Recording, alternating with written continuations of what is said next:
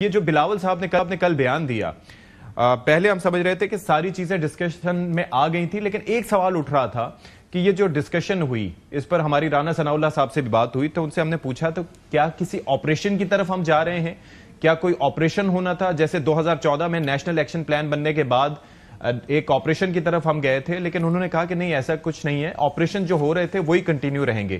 تو کیا کچھ تشنگی رہ گئی تھی آپریشنل پوائنٹ آف ویو سے، جس کی وجہ سے بلاول صاحب چاہ رہے ہیں کہ دوبارہ سے اجلاس ہو؟ جی بہت شکریہ ستی صاحب۔ دیکھیے، دہشت گردی کا جو یہ معاملہ ہے یہ انتہائی تشویشناک ہے۔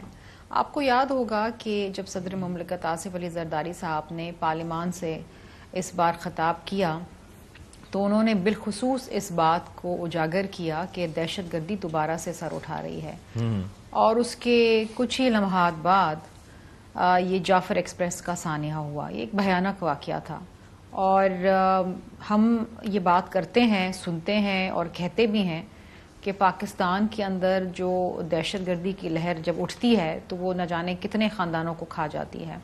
2024 میں ستی صاحب پاکستان کی 10 سالہ تاریخ کے اندر سب سے زیادہ دہشت گردی کے واقعات ہوئے، 905، کئی ہزار معصوم لوگوں کی جانیں گئیں، ہمارے کئی فوجی بھائی شہید ہوئے۔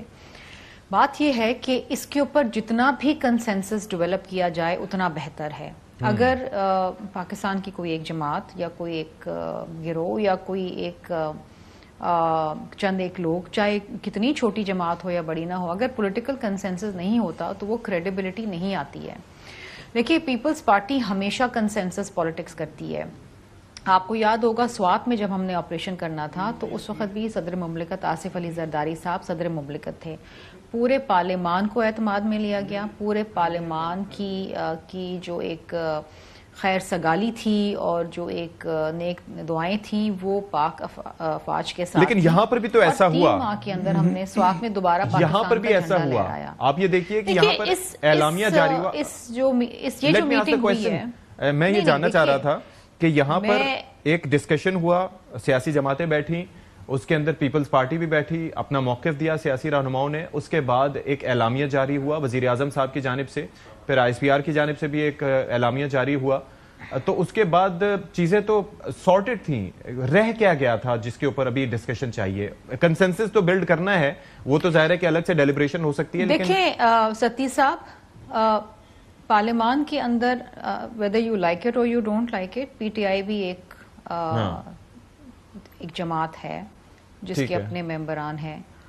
اب ان کا آنا نہ آنا وہ ایک الگ ڈسکشن ہے کہ وہ کیوں نہیں آئے، ان کو بالکل آنا چاہیے تھا۔ اتنے حساس قومی سالمیت کے معاملے کے اوپر بائیکاٹ کرنا میں سمجھتی ہوں ان کی طرف سے زیادتی ہے، اور ایک کنسنسس جو بنتا چلا جا رہا ہے اور بن بھی گیا ہے باقی ساری جماعتوں کی طرف سے، وہ ان کی طرف سے بھی آنا چاہیے تھا۔ they should have had their input in this meeting، اور ان کی بھی رضامندی اس میں شامل ہونی چاہیے تھی۔ دوسری چیز یہ ہے کہ ہارڈ سٹیٹ اور سافٹ سٹیٹ، بات یہ ہے کہ آپ کو دہشت گردی کا خاتمہ کرنا ہے۔ لوگ یہ نہیں سننا چاہتے کہ کیا صحیح ہے کیا غلط ہے، لوگ چاہتے ہیں اپنی جان و مال کا تحفظ۔ بلوچستان کے اندر مسائل ہیں، کچھ جینوئن مسائل ہیں، کچھ کو ایکسپلوئٹ کیا جا رہا ہے افغانستان کی طرف سے، انڈیا کی طرف سے، یہ بھی ایک حقیقت ہے، تلخ حقیقت ہے، اور اس کو ہم جھٹلا نہیں سکتے۔ اسی طریقے سے خیبر پختونخوا کے اندر بھی معاملات انتہائی خراب ہیں۔